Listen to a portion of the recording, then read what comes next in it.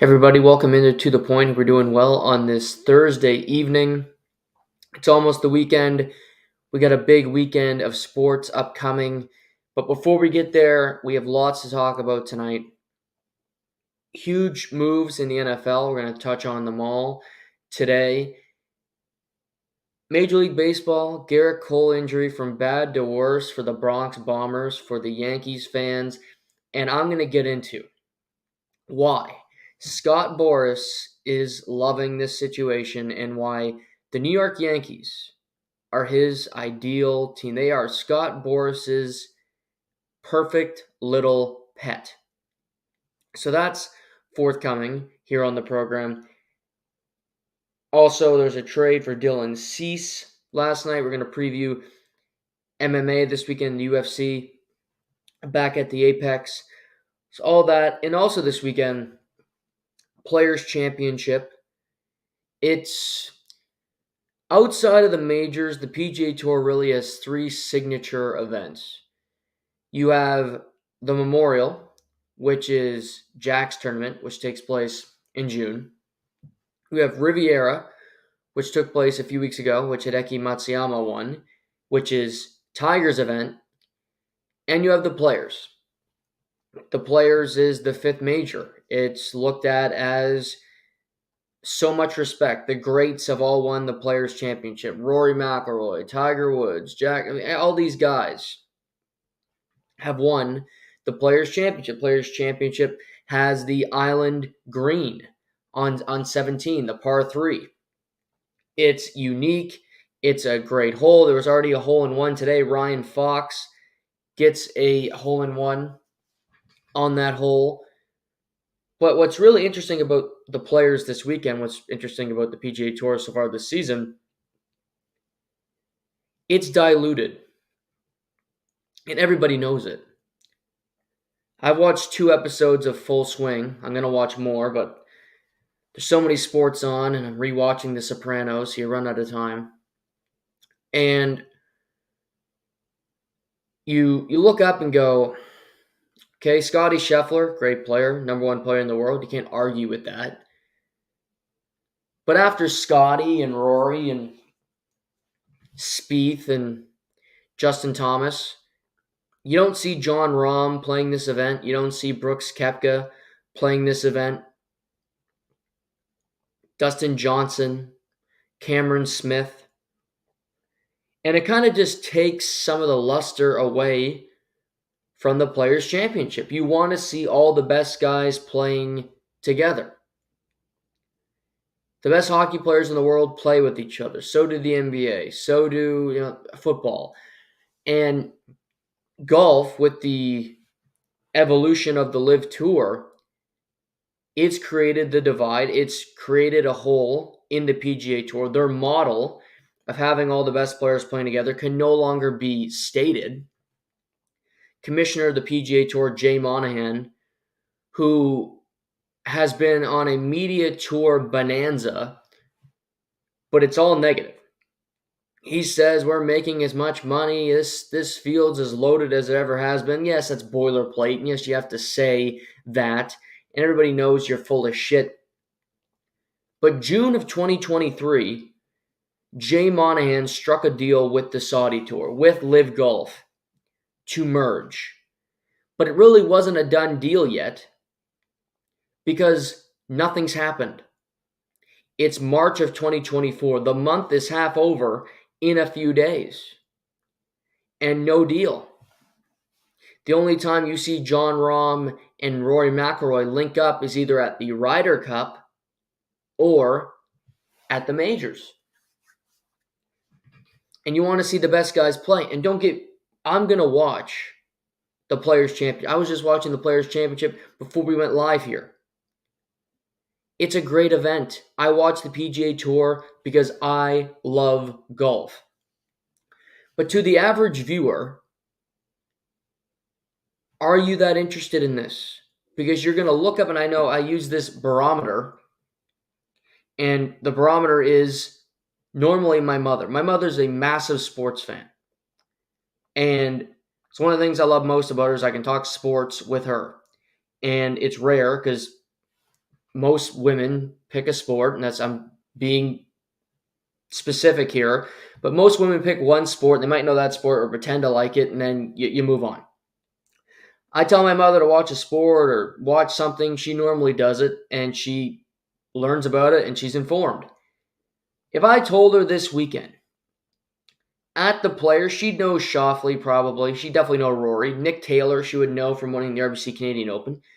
Tom Hoagie, she would not know Tom Hoagie. Ludwig Aberg, I don't think she'd know him. Taylor Montgomery, no. Michael Kim, no. Sepp Straka, maybe. Nate Lashley, no. JT Poston, Bazudenhout, Lee Hodges. I mean, you can go down the list. They aren't Brooks. They aren't Rahm. They aren't the guys that you're used to seeing at the top of the leaderboard. They're not the names you're used to seeing at majors. For God's sake, she would know Uncle Louis Oosthuizen better than these fellas. So the PGA Tour has an issue, and it's a simple fix. They need to come to a deal with LIV Golf. And not say you have a deal or pump more money into the PGA Tour. That's all well and good from Fenway Sports Group to improve the earnings on every event, which great. But you need the best players together. You need them competing. You need them at one event. You can't have one weekend, okay, we're in Orlando and LIV Golf is in, Mar-a-Lago at Trump's place. It doesn't work because nobody's watching LIV. Nobody. Hardcore Republicans who love golf are not watching LIV because it's hard to find. It's on the CW. Is it online? Where can you get it? It's a shitty format. They don't play on Sundays normally. I mean, it's got some holes. And they've never fixed them because Greg Norman and some of these guys didn't want to admit to making mistakes on the front end, which, hey, I understand that. We never want to admit we make mistakes in life, but I do think admitting mistakes, I do think realizing something and growing from it is the best way you can approach being a human being and truly improving your world and yourself. But all that being said, there needs to be cohesion. There needs to be one tour. Because while the Players is a spectacle, and it's a fun weekend, and it's a fun course, and it'll probably grab some eyeballs, but it's going to be tough. Because this weekend, March Madness starts on technically Tuesday with the playing game. You might go, well, it doesn't really matter. It matters. Because the women's March Madness, I think, will be more viewed and more popular than the men this year. Which you could never say ever, probably. But with Angel Reese and Caitlin Clark and an undefeated South Carolina hasn't lost a game in 2 years. And you got Destiny Harden, and you got a great young girl at USC. That tournament is going to get eyeballs. That tournament is going to do business. And the men's will too, because the men's tournament, while it doesn't have the star power, doesn't have the brand name, we do have a Canadian who's 7'3", who plays for the Spoiler Makers, a.k.a. Purdue. March Madness, the brackets, the gambling angles, all of that starts to take focus. Well, conference tournament games are this weekend. You're going to watch, figure out who's good, make your bracket, try to win some money, enter some pools. So you have that distraction. You have the NBA. NBA afternoons. Doubleheader on ABC on Sunday. NHL. No. But you do have some, luckily there's no football, but there are some distractions. But it's quite simple. There needs to be a deal. You need to see a true merger where the talent is back together. The PGA Tour had a stranglehold on it forever, and LIV said, we can take it away. Because and the only reason they could do it, and despite what any of the players will say, the reason they aren't on the PGA Tour anymore is money. The reason for anything in life is money, period. I got this job. I'm going to leave a job I might like for a job I don't know if I like for more money. And that's why they left. And they want to keep that money. And the PGA Tour probably doesn't like that Brooks and Rahm and Dustin can all waltz back onto tour events like the players and play and not have to give a cent back. Well, Rory McIlroy and Spieth, Ricky Fowler, these guys who were so crucial to the tour continuing its success over the last number of years, didn't take any money, didn't receive any benefits by staying on the PGA Tour, really, if you think about it. Well, that's just going to have to be the way it goes. Because life isn't fair. These players are too important to the tour. They will change life. Jon Rahm's the best golfer in the world, and he's not playing on the best golf tour in the world. That doesn't make sense. Connor McDavid's not playing in Russia. The only time you can make a correlation to this happening where some of the best players in the world weren't playing, let's say Jaromir Jagr playing in the KHL during the prime of his career. That did make a whole lot of sense. But that's the only time I can really think about it. Victor Wembanyama, French kid. Huge. He doesn't stay in France. He enters the NBA draft and he comes play in North America to make big money and be one of the biggest stars in the NBA. There's one place everybody's trying to go, and that used to be the case. And if you wanted to build a rival basketball league or a rival hockey league, all it would take is money. Because money drives everything. Jay Monahan made this deal back in March of 2023, and he's done nothing with the deal. You've had almost a year of negotiations and nothing. Your tour is struggling. The biggest golf fans, the most loyal golf media are starting to comment on the tour and its lack of star power. That's when you know you are in the shitter.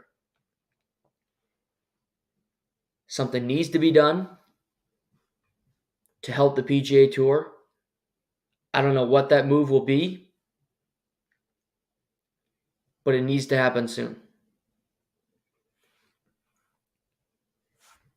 And today, Xander Schauffele and Rory McIlroy share the lead with Canadian Waste Management Open winner Nick Taylor in solo third, Jason Day, Tom Hoagie, Ludwig Aberg, all tied for fourth. Still have Scotty Scheffler on the course, Max Homa on the course. So still some very good players still out there for their back nine. Let's pivot to the NHL. The team I picked to win the Stanley Cup before the season started was the Colorado Avalanche. Because I looked around and go, okay, they won the Cup. Next year, you struggle. You get bounced early. I think they can recuperate. No Gabriel Landeskog, which hurts, obviously, dealing with a long-term injury. But you have one of the best players in the world, Nathan MacKinnon. You have one of the best wingers in the world, in Mikko Rantanen. You have the best defenseman in the world, in Cale Makar. Georgiev's a solid netminder, and they had a hot start. Playing really good hockey, good bench boss. But through the middle of the season, they went through their struggles. Playing some poor hockey. The only really stable thing they had was Nathan MacKinnon, who still hasn't gone a game this season without having at least 1 point playing on home ice, 31 games in a row. But trade deadline, Joe Sakic was one of the most aggressive and one of the most active GMs in the sport. He moved out Ryan Johansson, which was a signing they hope would work, but it didn't. He's now in the AHL with the Philadelphia Flyers. He'll be bought out this summer by Philadelphia, and he just wasn't a fit. It didn't work out with him in Colorado, and his game has been declining really since he got traded from Columbus to Anaheim. Sorry, to Nashville, pardon me.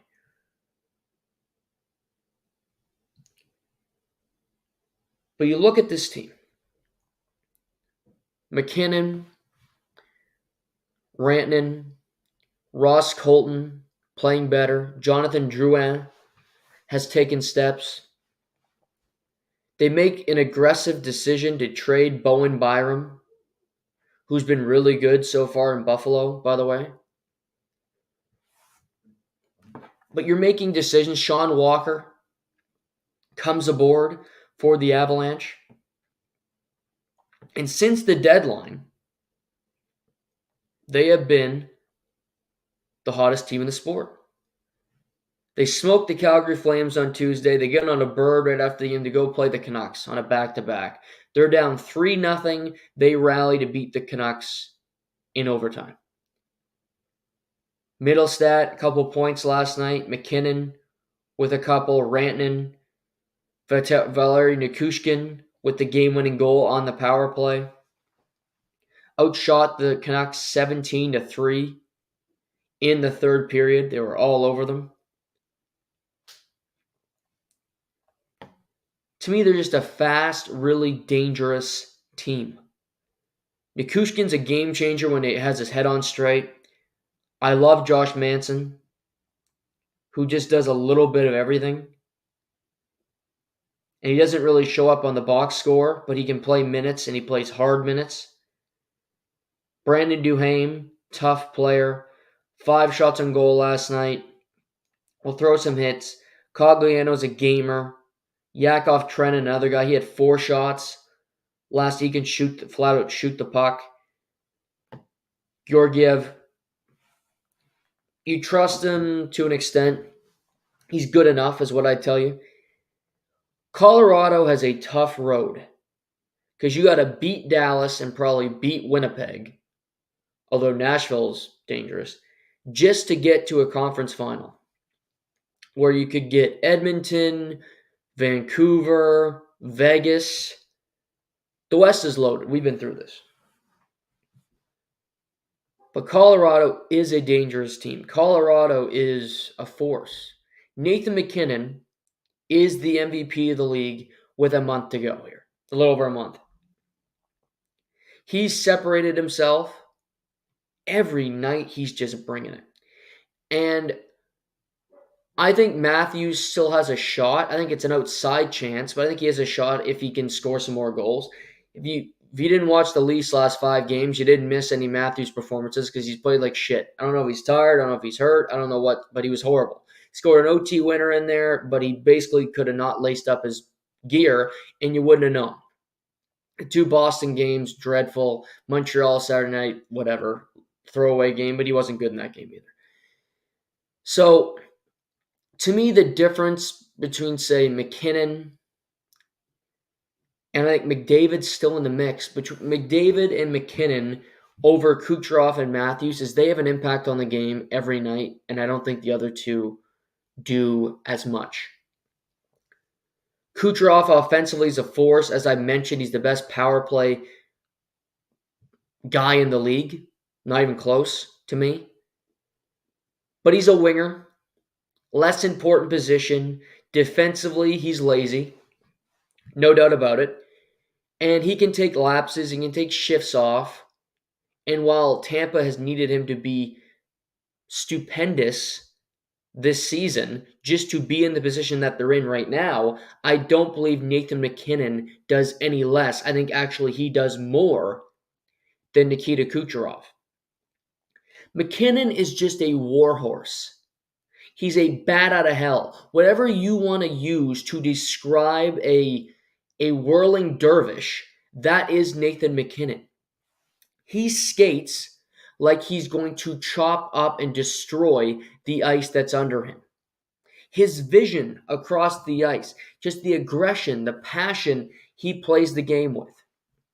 And Nikita Zadorov did make this comment the other day. It was an interesting comment. It came out as a dig towards McDavid and towards Matthews, and maybe it was, but I also think it's a fact what he said. He said, I'd take McKinnon over both of them because McKinnon's a champion. And that's a fact, by the way. McKinnon is a champion. Won a Stanley Cup. Won a Memorial Cup. Nothing that McDavid or Matthews can say, winning trophies before you get to the show. He has not won an MVP award yet, which is stupid. He should already have one, but they gifted it to Taylor Hall. But this season, the Avs have a, let's call it an outside shot of winning the Central Division. That's going to be a dogfight to the end.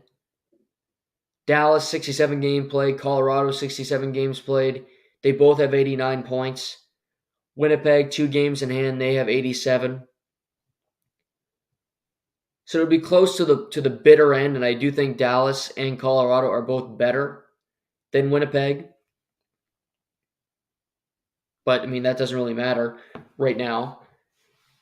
They're just a tough out because they have that guy and they have Rantanen. Landeskog's rumored he could possibly return in the postseason, having not played in over a year. I don't know how good he'd be, but he could be available down the road.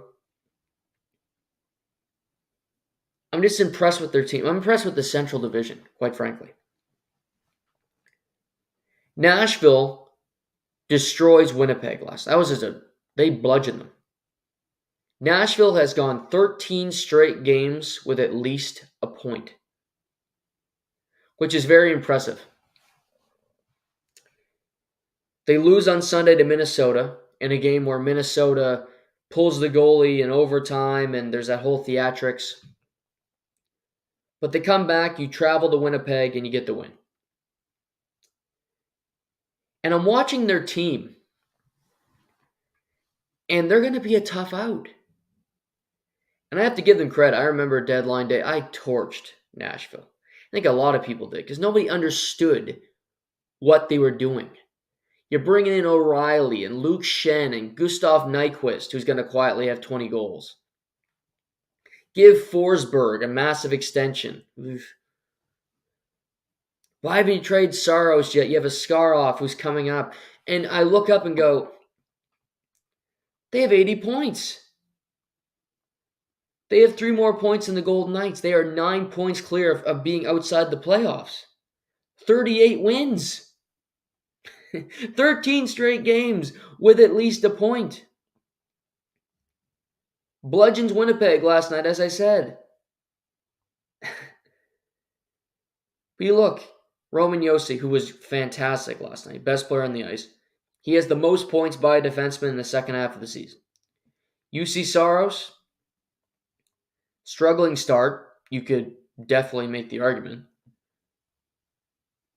But he's improved that save percentage to .907, 283 goals. It doesn't sound great, but in the second half, he's got a .922. So he's starting to come around. But just the team as a whole, Nashville, I look at them and go, they don't have a superstar other than maybe Josi, but Forsberg is a point per game. Josi is almost a point per game. Nyquist has 58 points in 67 games. Quietly really, really good. Ryan O'Reilly, 56 and 6. That's good. Tommy Novak, I like. I really like Luke Evangelista. McDonough, solid veteran. They just got a team full of guys. I don't think they can beat anybody in the Central other than maybe Winnipeg. Although Winnipeg is good, they just had a tough game last night. Do I think Nashville beats Colorado? I don't. Do I think they beat Dallas? I don't. But I have to give them credit for having 80 points, for being 3 up on Vegas on March 14th is a feat in and of itself. They play hard, they play physical. They believe in one another. I believe they're going to go into a playoff series and make somebody's life really difficult. And I'm getting to this point. I'd rather play the LA Kings than I'd rather play the Nashville Predators. And that's easy for me to say at this point. And yes, LA has far more superstars. Kempe and Kopitar and Danault's a good player and Doughty. They have better players. No doubt about it. However, I look up and go, LA just got crushed by St. Louis last night. And Vegas is right on their heels, and Vegas is going to pass LA before the end of the season. There's an early prediction for you. And they already hate Pierre-Luc Dubois, like you knew they would, because he's a lazy shit. He doesn't play hard. But I'd rather play LA. Like, looking at the West, it's really Vancouver is currently leading the West, but they don't have Demko. And DeSmith did not play well last night, really. And how many games are they going to win without him? Well, you got to look. Canucks coming up. The Capitals coming up. That has to be a win. Home to the Sabres, got to win that one. Home to the Canadiens, have to win that. Home to the Flames, tough game, but you got to win it. Home to the Kings. Just some winnable games. But if I'm the Canucks and I get the 1 seed, Demko's back for the playoffs, and everybody's healthy, give me LA as the final wildcard team.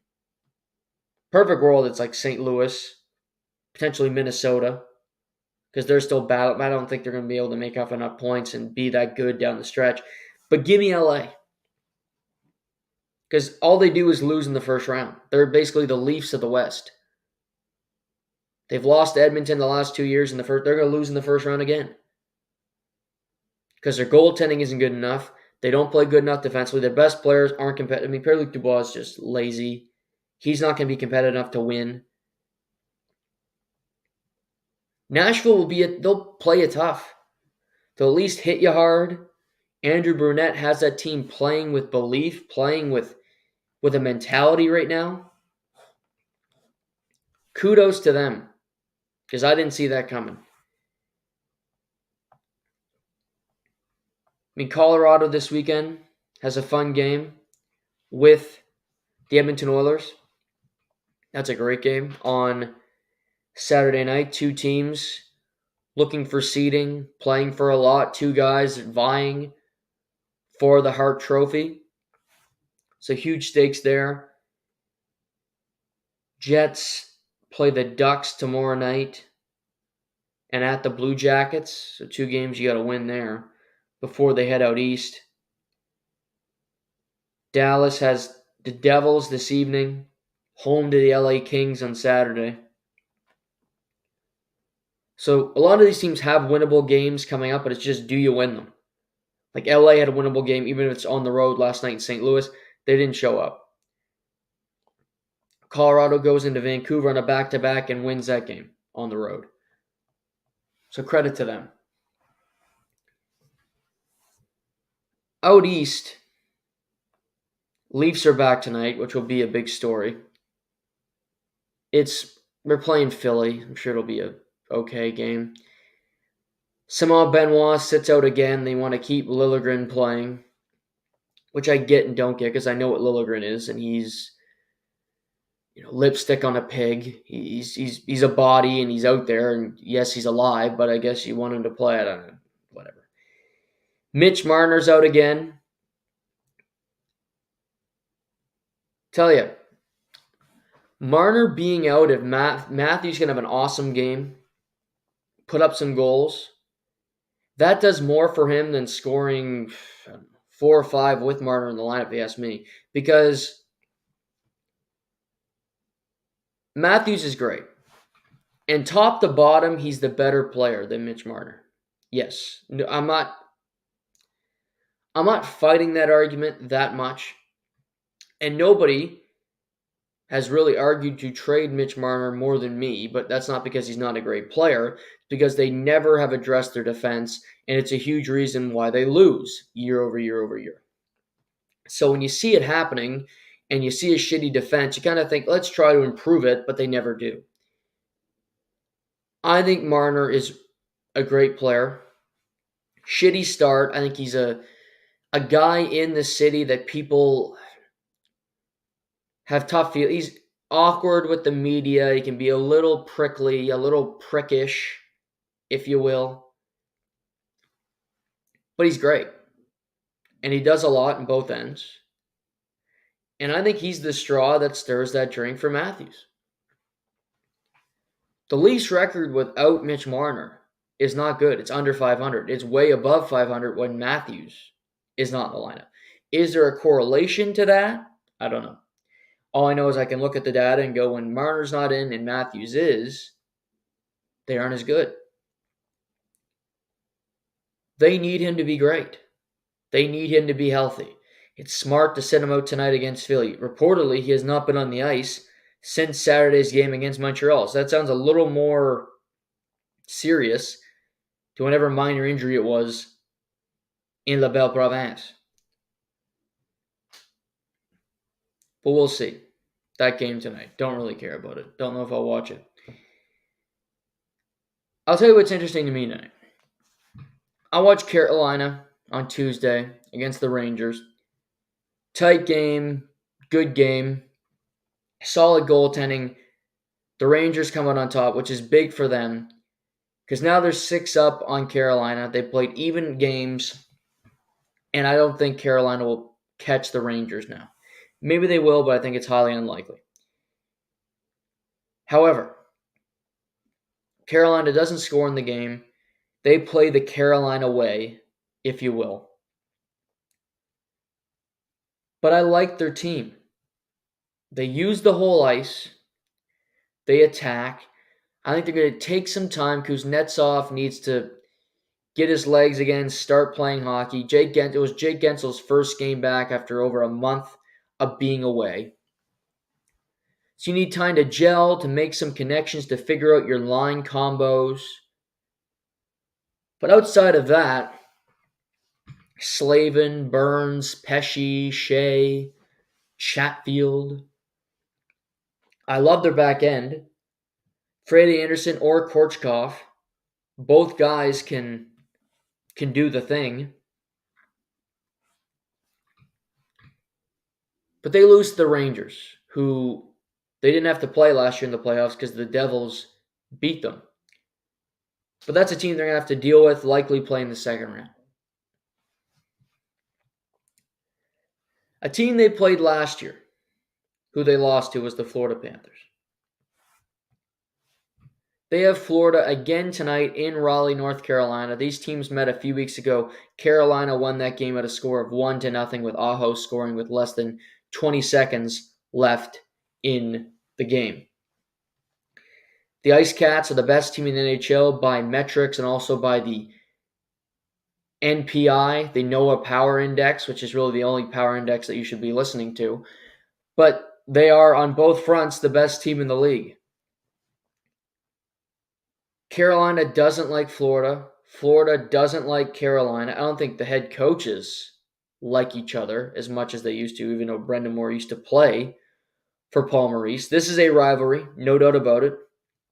It's a rivalry that might not get as much pub because it's not Canadian teams. And it might require some effort to find this rivalry and boost it and all that jazz.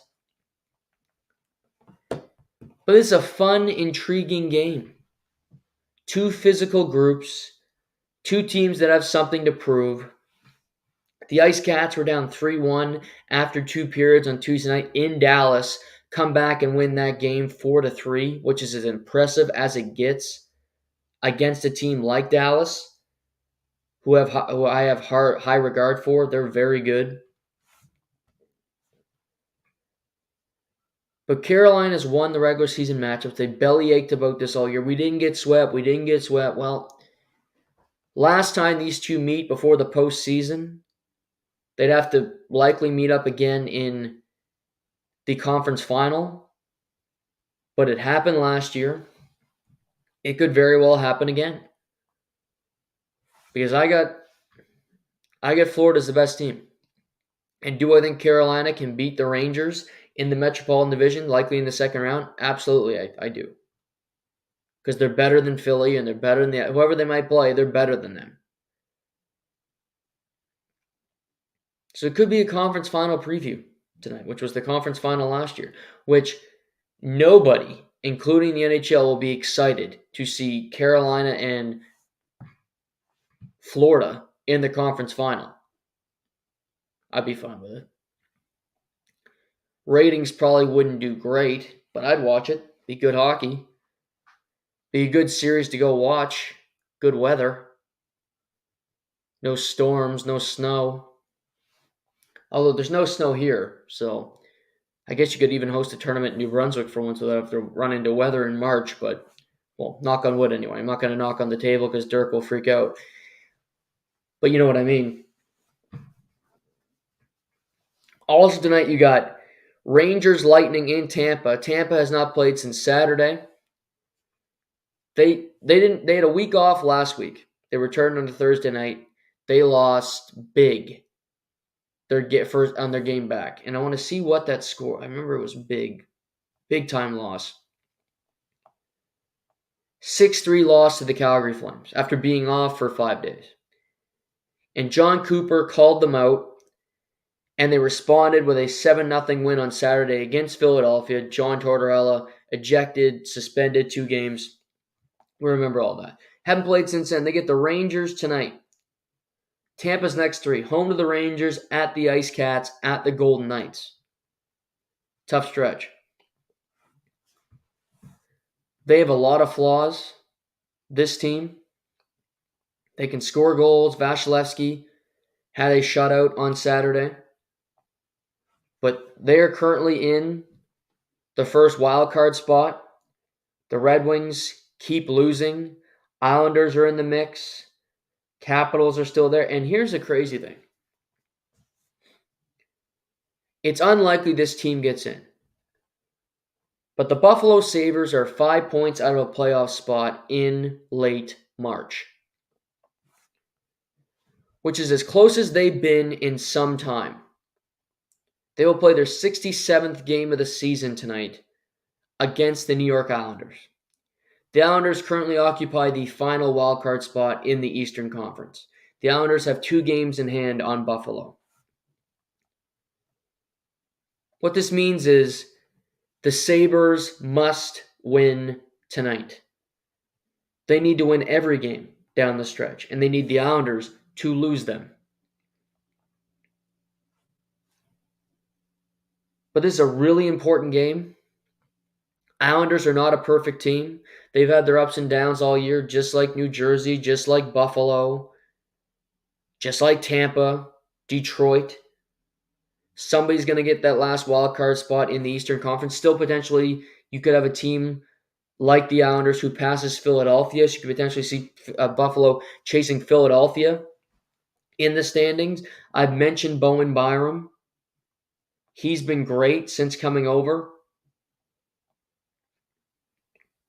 If I look at his numbers, he had 2 goals against Detroit. Their last game out was played 23 minutes.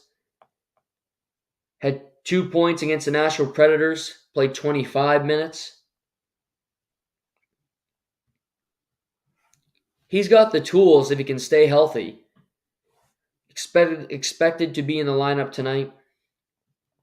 But a huge game for the Sabres. Their season is not done yet.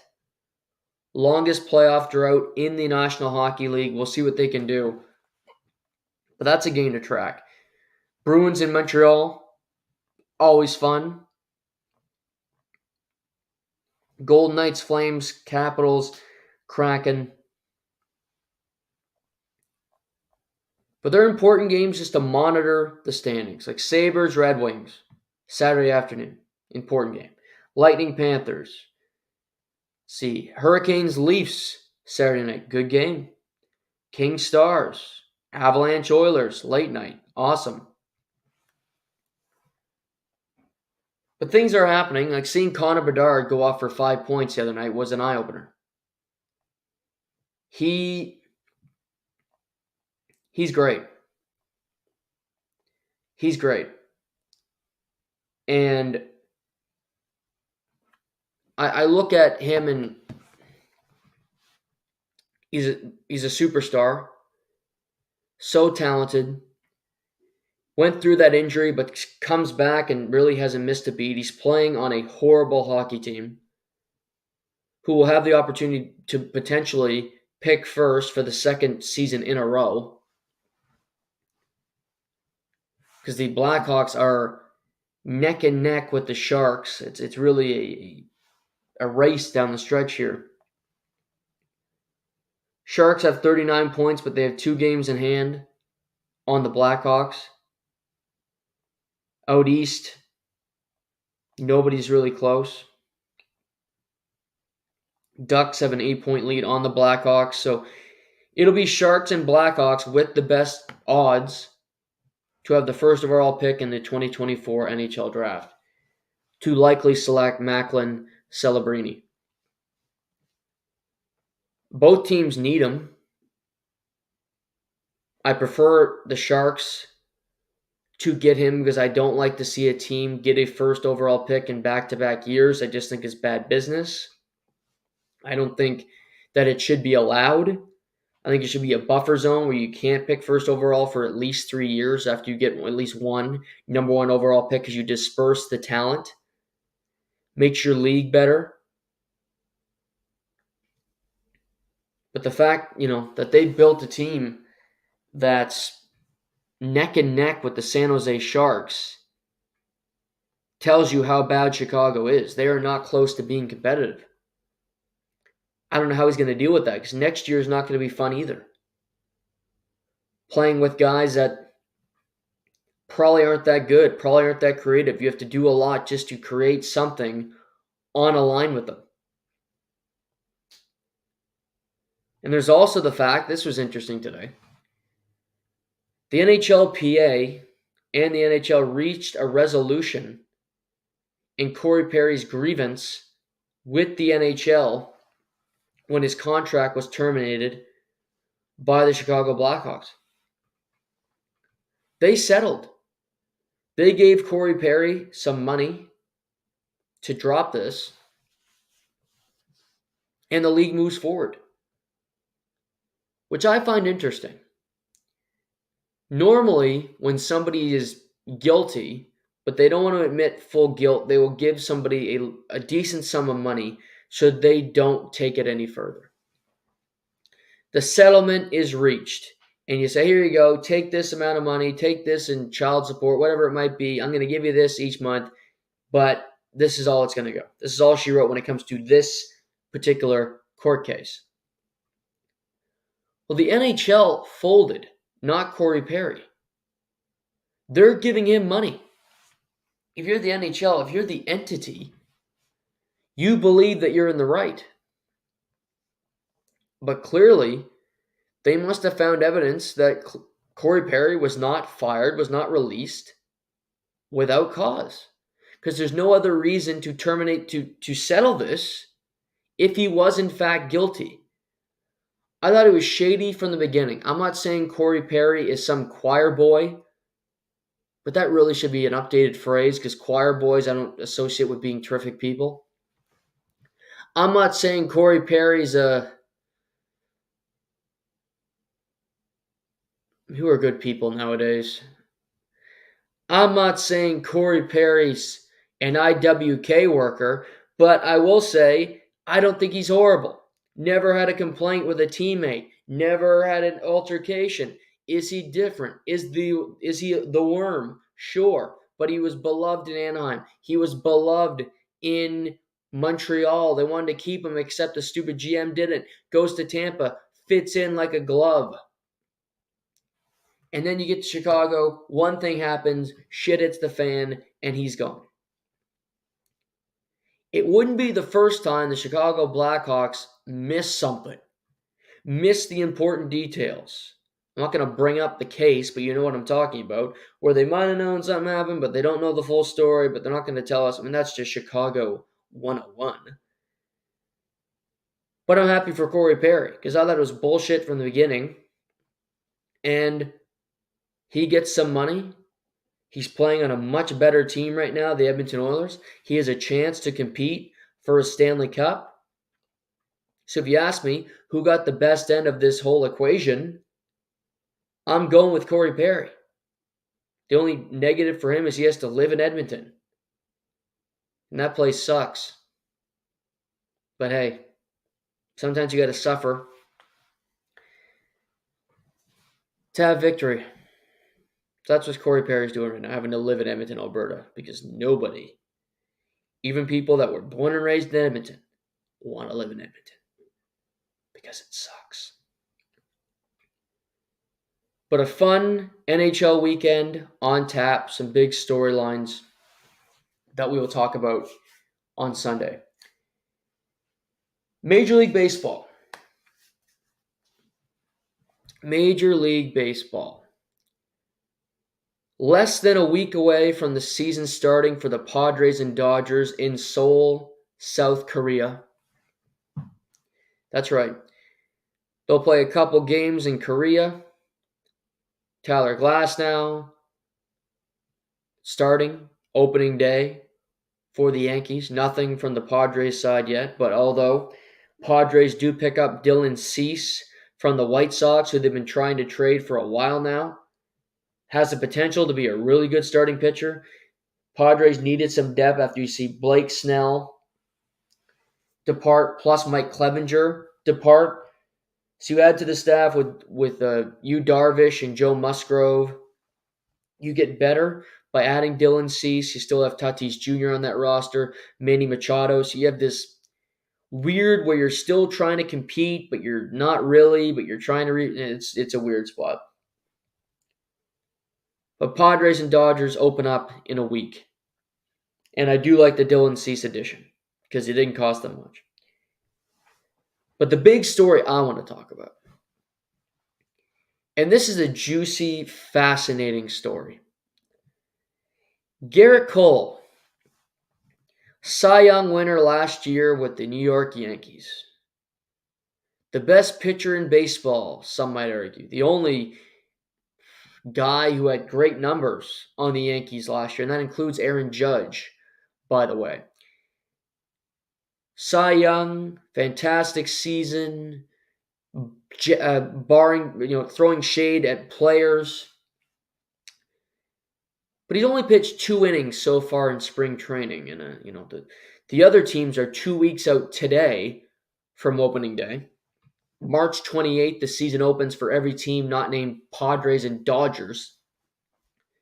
And with 2 weeks out, Gerrit Cole has only thrown 2 innings. He's had a hard time responding from throwing, so he goes in for an MRI. And they take a look at the forearm, the elbow, which you don't want to look at the elbow because that sparks trouble. But they hear from doctors, Gerrit Cole's out at least 1 to 2 months with a UCL injury. If you're not familiar, the UCL is the collateral ligament, which is basically your elbow. The Tommy John area of the body, to make this even more easy to absorb. He's out 1 to 2 months. Well, this is the verbiage. I wrote this down because I feel like Kornheiser. I'm going to go to the glasses. 1 to 2 months to track the progress of Gerrit's elbow and to see how much fatigue and wear and tear this provides. Kind of a weird statement. Doesn't make a whole lot of sense. And that's a verbatim quote, by the way. Here's what's happening. Gerrit Cole's out 1 to 2 months. So let's say it's March 14th. That's April 14th, May 14th. So that means he's missing a month and a half of the season at least. It's not the biggest deal, but it's a big deal because he's their best pitcher, and I don't think the Yankees have that good at pitching. Their pitchers they're okay.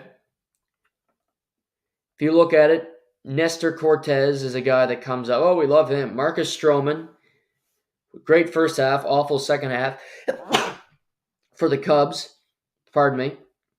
Carlos Rodon, who if you're trusting Carlos Rodon, good for you. Caleb Ferguson, Luke Weaver, Clark Schmidt. Clark Schmidt. 4.64 ERA last year, 9-9 record. It's good stuff. It's a good fifth guy. But did I name a superstar there? Did I name an ace? I'm going to start by saying this. I hope Gerrit Cole comes back healthy. Do I think I think just another prediction on the show today. I don't think Gerrit Cole is going to pitch an inning this year for the Yankees. I think they're going to clearly there's a problem. They're doing this 2 months, and I listened to David Sampson talk about this. He said he used to do this. He was the president of the Marlins, and they would put a guy out 1 to 2 months because they knew it was something more serious, but they'd hope it would get better, but it never seems to. When a pitcher has an elbow injury, 9 out of 10 times means TJ. And you're done for the year. I don't think Gerrit Cole's going to throw a pitch for the Yankees. I think he's done for the season. The ace of the staff, the best player on the team, including Aaron Judge, is not going to be available. That screams panic because the Yankees brought back Brian Cashman as GM and they brought back Aaron Boone as team manager, which no Yankee fan wanted them to because they've been around for a long time. Yes, they made the playoffs every year until last year where they missed, and it really wasn't that close. And I don't think their team's that good. Sure, you get Juan Soto, and Juan Soto is great. No doubt about it. One of the best players in baseball. He's motivated because he's playing for a contract. You're playing in a big market. All of that makes sense. But also Juan Soto has been inconsistent. He's only one player. And you can be a great player in baseball. It doesn't mean jack shit. Ask Mike Trout. Ask Shohei Ohtani. And you see why Ohtani left to go to the Dodgers so he can play with more really talented players like, let's say, I don't know, Mookie Betts. Giancarlo Stanton, who batted under the Mendoza line last year. Anthony Volpe, who's a shortstop rookie. I think he'll be good this year. I like Verdugo. Stroman, Rizzo, another year older. Torres, tricky. DJ LeMahieu, who they don't even want, but he's under contract, so they have to keep him. It's a good team, not a great team. Are they as good as the Orioles? I don't think so. Are they as good as the Blue Jays? Again, the AL East is competitive, but it doesn't mean every team in that division is good. It just means that they're competitive. They're like each other. The Blue Jays, to me, without Gerrit Cole, have a better staff than the Yankees. Juan Soto and Aaron Judge are better than any individual that the Blue Jays have swinging a bat on their team. And that's not really debate. Vladdy's not in that tier. Neither is Bo Bichette. We're talking about an MVP and a World Series winner in Judge and Juan Soto.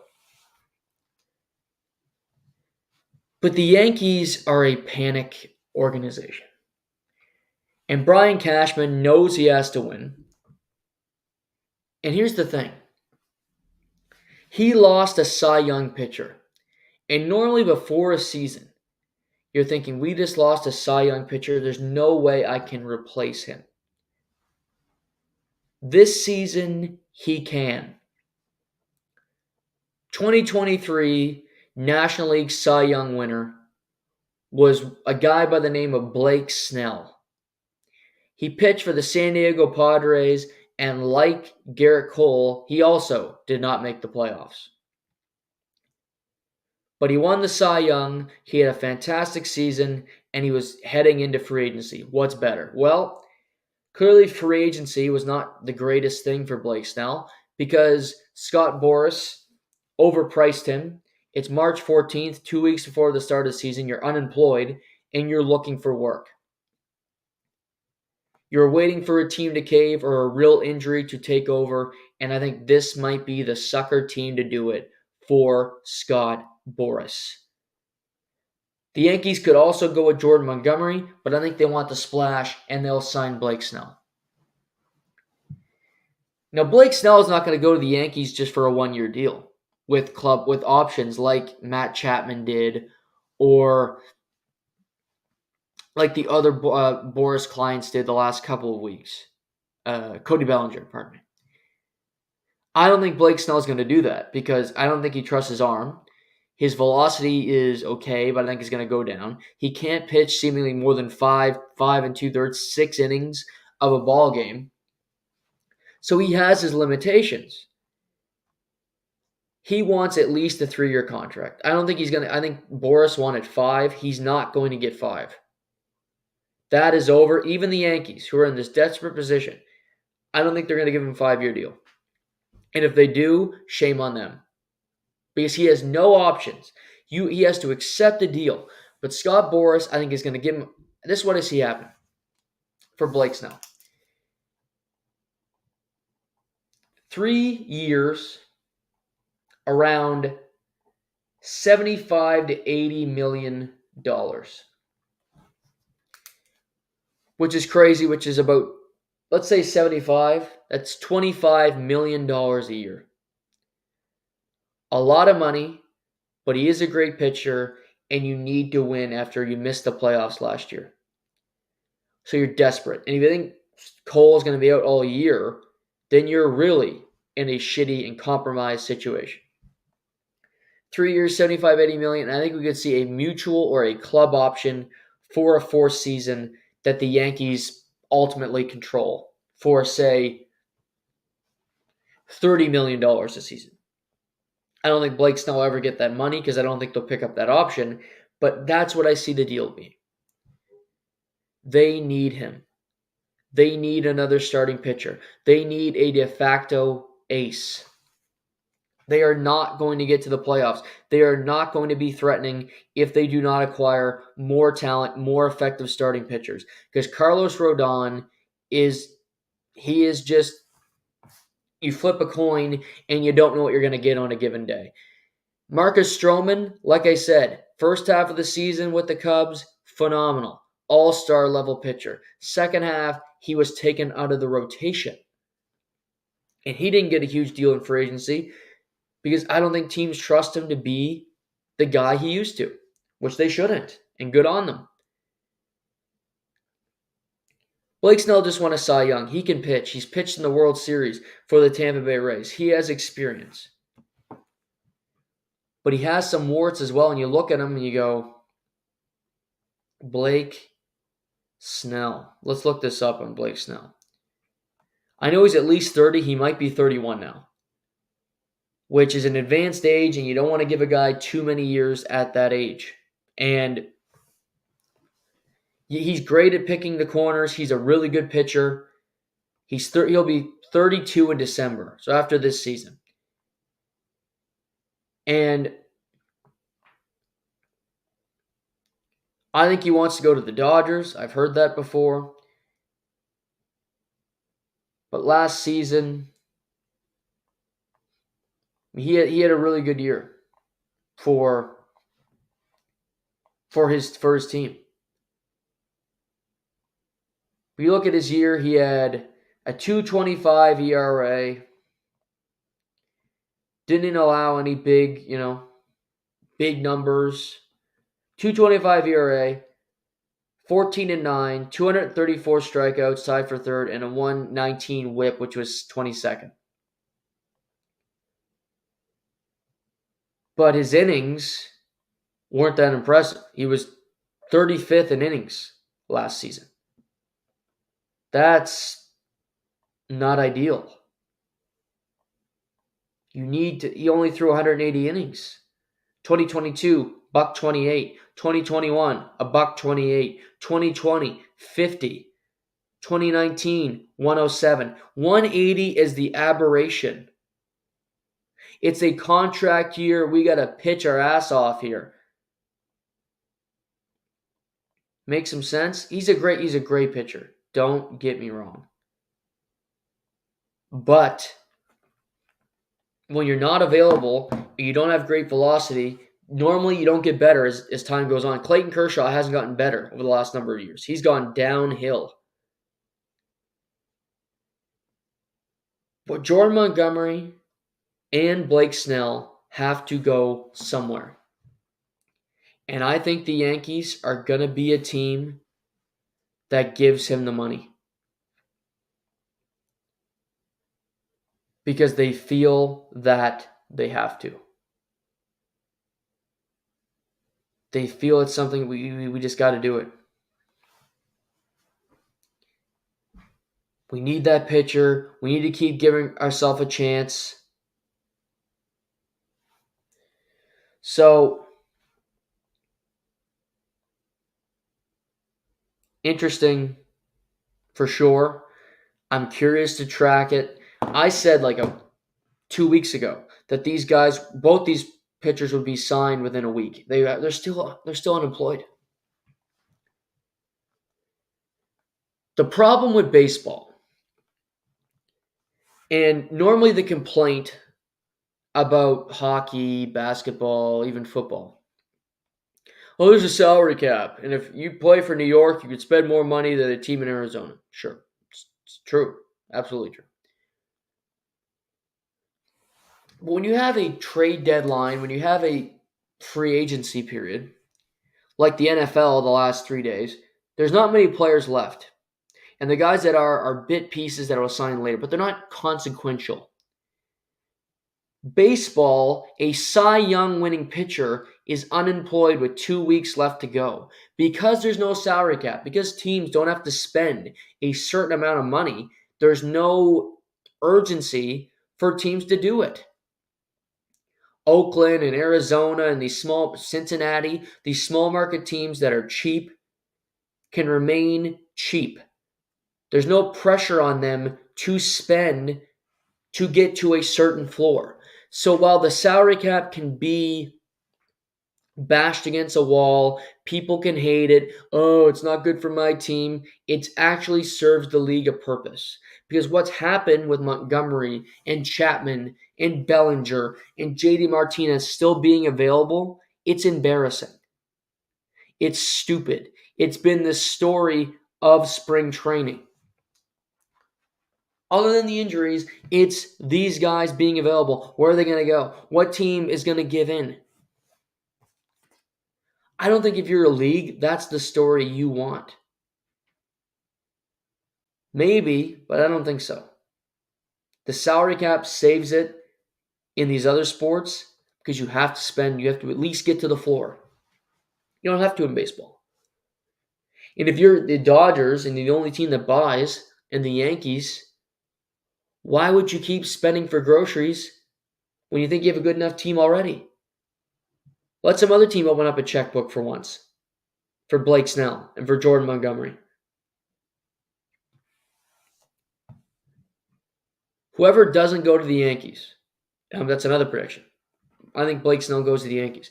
I think Montgomery, after that, is going to have to accept a deal he doesn't like. 1 year with options and be pissed off about it and probably won't have a great season. But I don't see it going another way for him, unfortunately.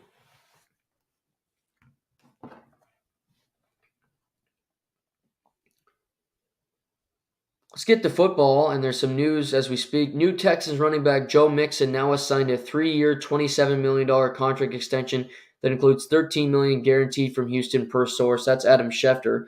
So Joe Mixon was traded from Cincinnati to Houston on Tuesday, signs an extension. So good job by him getting some security. That's awesome. Let's see here. Another signing just now. Eric Armstead who was formerly of the San Francisco 49ers. Really a great player, really good pass rusher, a captain on that defense who they just couldn't afford anymore, to be quite frank. He had to leave. He had to go, right? And they had to move money to make it work, and they had to restructure some contracts. He goes to the Jaguars today. He signs with the Jaguars. Jaguars have been active the last number of days. 3-year, $51 million deal from Adam Schefter. So they had Eric Armstead. They also get Calvin Ridley yesterday, who was with the Jags last year. Sorry, the Titans went to the Jags. Ridley went to the Titans, pardon me. I was thinking Ridley was with the Jaguars. But they get Eric Armstead. They also add a good offensive lineman, so they're helping out Trevor Lawrence a little bit. And they add Gabe Davis, that's the receiver I was thinking of, from Buffalo. But I love Eric Armstead. That dude can play, go to Jacksonville, be on a team that really was disappointing last year, missing the playoffs. So let's see what they can do, but I like Eric Armstead. That's a good signing. Let's see. I just talked about Calvin Ridley. It was rumored he wanted to go back to Jacksonville. New England was in the mix because they need a wide receiver. Sounds like receivers did not want to go to New England. They don't trust the offensive coordinator. They don't trust the system, just the way things were. I don't blame them. And Calvin Ridley says no. He gets a huge deal from Tennessee.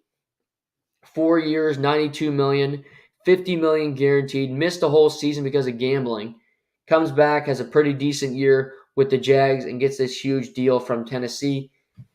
They now have Will Levis at quarterback, DeAndre Hopkins, Calvin Ridley, Okonkwo, the tight end, Tajay Spears, the fun little running back from Tulane. Ridley's going to be 30 years old. DeAndre Hopkins is over 30. I get why Tennessee did it, but I think it's an unnecessary. This team isn't that good. They let Mike Vrabel go because they had a difference of opinion. Mike Vrabel, who really was the culture of that team, Derrick Henry, leaves to become a member of the Baltimore Ravens and have a chance to win a Super Bowl. I guess the thought is we're in the AFC South and we have a chance to win the division every year, which isn't crazy because they do. Because the Colts, see what Anthony Richardson looks like in year 2. They keep Michael Pittman. They re-sign a bunch of their own guys. They have a decent team there in Indy. Jacksonville, just talked about them. Add Eric Armstead. You pick up Gabe Davis, lose Calvin Ridley. I'd rather have Calvin Ridley. So that's a net negative. They missed the playoffs last year. Okay, can we compete with them? Can we finish higher than them in the standings? Our defense isn't horrible. Maybe. But then you have Houston. Houston, who just gave Joe Mixon an extension. Houston, who has C.J. Stroud, who has DeMeco Ryans. Who I think have had a really, really good free agent period. They added Danielle Hunter, who had 16 sacks last year for the Minnesota Vikings. They signed him to a 2-year, $49 million deal with 48 of it guaranteed to come in there and wreak havoc. He's a stud. It's becoming a destination place, Houston. People like it. And Danielle Hunter coming. They trade Malik Collins to the Niners because they needed some space. But they spent some money. If we look at what they did, I'm just going to find everything the last couple of days. Danico Autry comes over from Indy. Azeez Al-Shahir, 3 years, $34 million. He's a good player. They lose a couple guys like Greenyard and Blake Cashman, but they make really good signings. They get a whole lot better. Not to mention year 2 with CJ Stroud. He was awesome as a rookie. So Houston's tough. I think Tennessee are punching up going, we got to catch Houston. I don't know if they can, but they have 2 receivers, older in age. Ridley takes the money, which good for him. You should. And I'd rather play for Tennessee than play for New England at this point. But I don't think either team's a great situation for a wide receiver hoping to get targets and have a great season. But we'll see. Philadelphia Eagles signed Chauncey Gardner-Johnson. He was the safety on their team when they won the Super Bowl. He returns on a 3-year, $33 million deal. I love this one. Dude's physical. He can play. They needed help in the secondary. That was the weakest part of their team. They missed him last year. Good bringing him back. Played 1 season with Detroit. Goes on a deep run with them. So Chauncey Gardner-Johnson comes home to Philadelphia. They had him. They had Saquon. They give a big extension to their longtime offensive lineman, Landon Dickerson. They've done a lot, quite frankly. Philly. Just filling holes. Fletcher Cox retires. Jason Kelce retires. So you're trying to keep the team competitive. You're trying to keep them flush with talent. And I think they've done that. I like the addition. They also re-signed their kicker, Jake Elliott, to the second largest contract for a kicker in NFL history. He's worth it. He's just as good as Justin Tucker, if you ask me.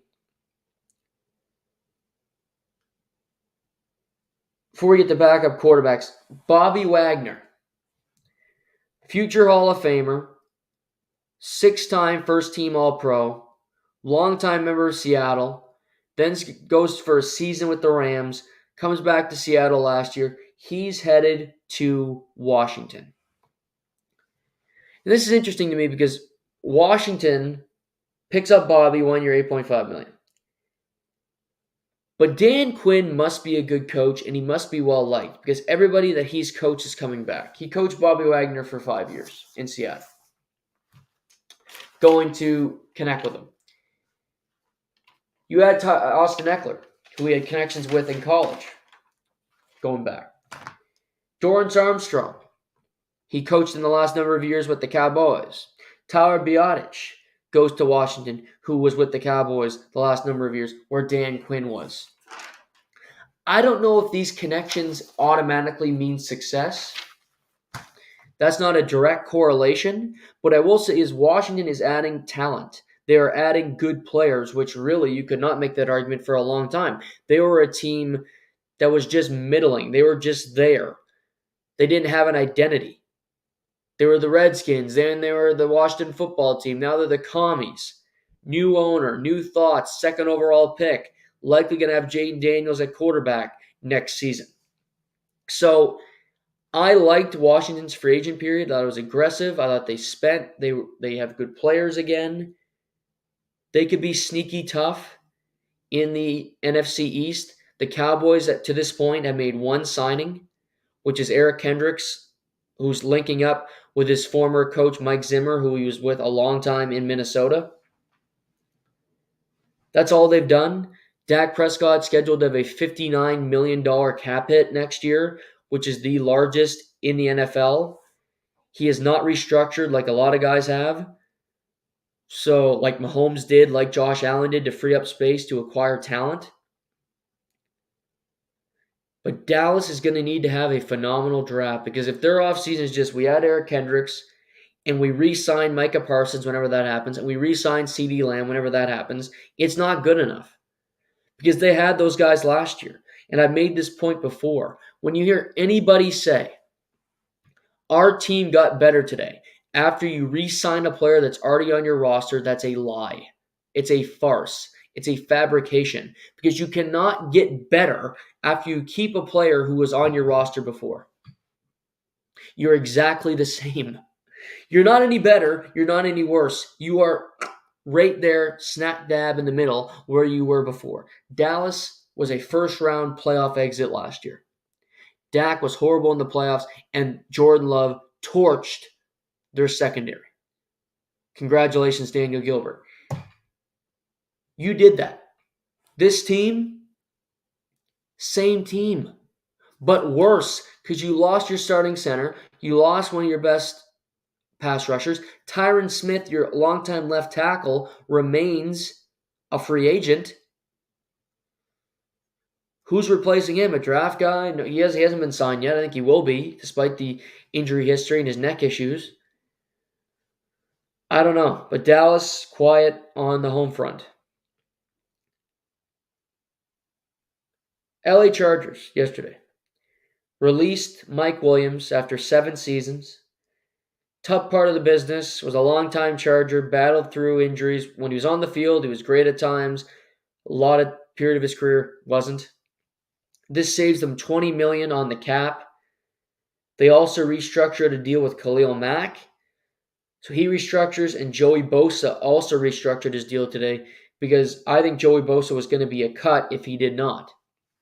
So it's either get cut, be a free agent, make less money than you would here, or restructure, and let's see what we can do next season.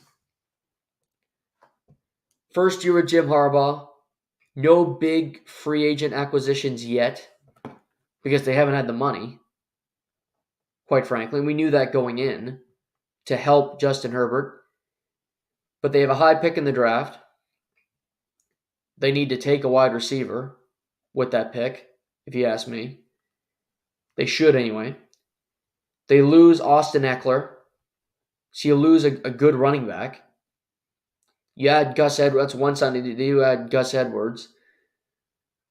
Justin Herbert, Max Duggan, the only 2 quarterbacks on the roster currently. So you do need a backup quarterback. Ryan Tannehill still available. As we speak, we're going to talk about backup quarterbacks in a minute. Josh Palmer, I like. Keenan Allen remains on the roster. Quentin Johnson was a first-rounder last year. Huge fail as a rookie. Will Dissly comes over from Seattle. Going to get Rashawn Slater back at left tackle. Corey Linsley should be back at center. I like their offensive line. Their defense needs to play physical, needs to play like Jim Harbaugh wants them to. But I don't know if year one's really the year to watch Harbaugh and go, was it a success? That's really, I don't think that's the barometer by any means. I just think year one, I think will be a bit of a struggle. You have to, Kansas City's going to be good. I don't know how good, but the problem is I don't know how good the division's going to be anymore. Denver has no quarterback, and they have no money, and they're paying Russell Wilson $38 million this year to not play quarterback for them. Seems problematic. Raiders have Gardner Minshew, unless they do something with the draft, and Chargers, who have Justin Herbert, but they've had Justin Herbert a long time, and they have a combined 0 playoff wins. So, not a whole lot of success. Backup quarterback bonanza. Start with Sam Howell. This afternoon, Sam Howell gets traded from the Washington football team to the Seattle Seahawks. He will now be the backup quarterback to Geno Smith. This opens the door for Washington to take a quarterback with the 2nd overall pick. Marcus Mariota will be the backup quarterback. Sam Howell gets a fresh start. Also this afternoon, Desmond Ridder, former 3rd round pick of the Falcons, traded to Arizona. He'll be the new backup quarterback for Kyler Murray. Didn't work out, did not play good football in Atlanta last year. He gets a fresh start, see behind Kyler, see what they're going to do there. Also, a lot of quarterbacks get injured, including Kyler. He could potentially get some work there. Atlanta, do they stick with the Green Lizard? Do they find another guy to be a backup? Wait to see there. Joe Flacco, 1 year, $8.7 million deal with the Colts to back up Anthony Richardson. I'm happy for him to see him get a job. I like Joe Flacco. Great story last year with the Browns. He gets another contract, stays in the league, and we'll see. He definitely could get some reps because Anthony Richardson, the last time we saw him playing, he just plays a reckless style with reckless abandon. It can lead to injuries extremely easily. So I think that's a good landing spot for Joe Flacco.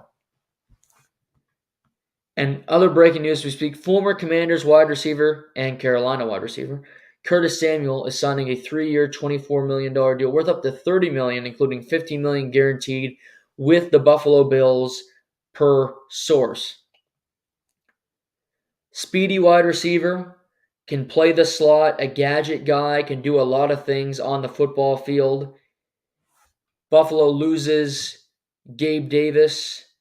They pick up Mac Hollins. They now pick up Curtis Samuel to add to their wide receiving core.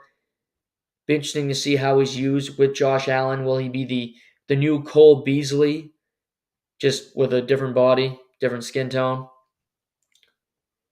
But Curtis Samuel's a good player. Was good in Washington. They kind of had a crowded wide receiver room. He should get more reps, more room to play in Buffalo with Josh Allen. So a good deal, if you ask me, for him.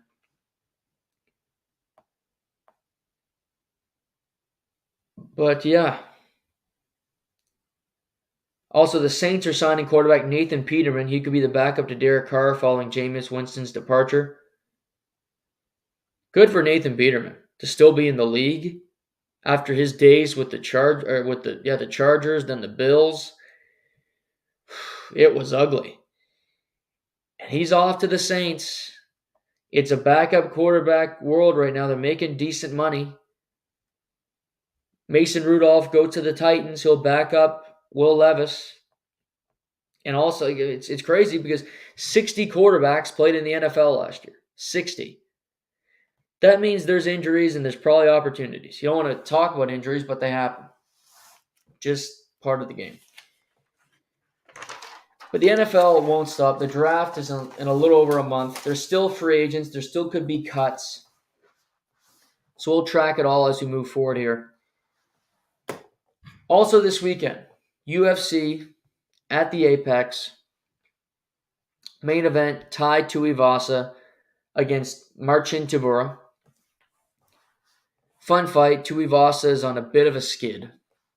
He was red hot, knocked out Derek Lewis, and they went, okay, Tai Tuivasa, he's our guy. He's young, can do it all. But then in 2022, he fights Cyril Gane in France, 3 rounds, awesome fight. He hit some haymakers on Cyril, but Cyril knocks him out. Huge win.